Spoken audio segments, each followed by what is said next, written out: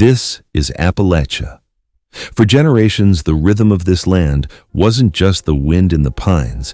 It was the ring of steel on stone, the rumble of coal cars, and the steady heartbeat of industry deep inside the mountains.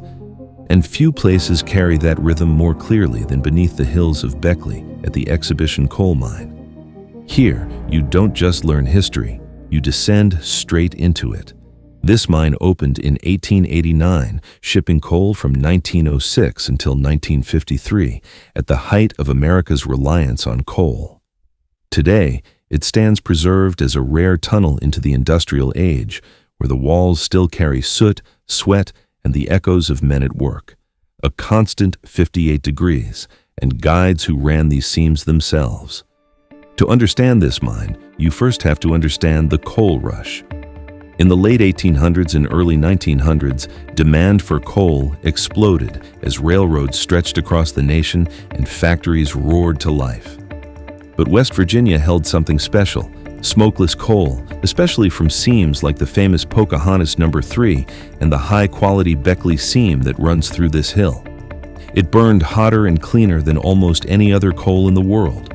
That coal fueled locomotives, it fired steel mills, and it helped raise America's skyline. As cities like New York raced upward with steel-frame skyscrapers, they demanded enormous amounts of coke, fuel made directly from Appalachian coal. The wealth and ambition of the industrial North were quite literally powered by the mountains of West Virginia. For the early miners, life underground was brutally physical. Before cutting machines arrived, men worked by hand, swinging picks into solid rock and using the room and pillar method to extract the coal. They loaded coal into low-slung buggies and relied on mules to drag heavy loads through narrow tunnels.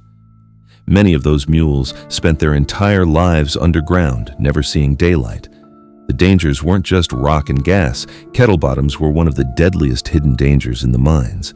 Ancient tree roots turned to hollow stone, waiting above the ceiling. To miners, the roof looked solid, until it suddenly wasn't. Without warning, tons of rock could crash straight down, killing in an instant. And the air itself was often trying to kill you.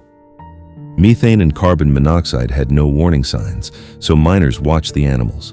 Canaries were the famous alarm for gas, but rats were also watched closely as a general danger warning.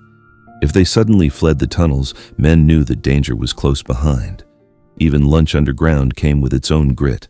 Miners brought their own food and water for long shifts, but theft was common in the cramped darkness. Some men dropped their dentures into their water jugs, so no one else would dare take a drink.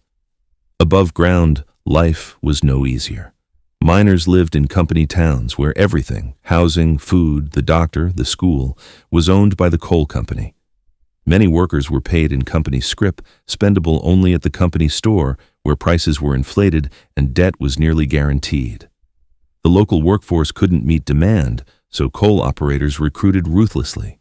Thousands of agents at East Coast ports and Ellis Island, luring Italians, Poles, Hungarians, and African Americans escaping the Jim Crow South with promises of steady pay and a fresh start. But by the time they stepped off the train into these hollows, many already owed the company for the ride, trapped by geography, debt, and the need to feed a growing family. Once in, leaving became nearly impossible. It was from this systemic control and shared peril that a fierce solidarity was born.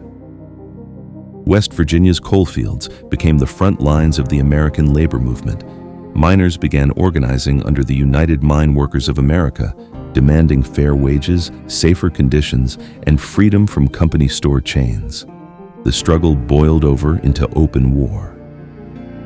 In 1921, thousands of armed miners marched toward Logan County in what became the Battle of Blair Mountain, the largest labor uprising in American history and the biggest armed domestic conflict since the Civil War.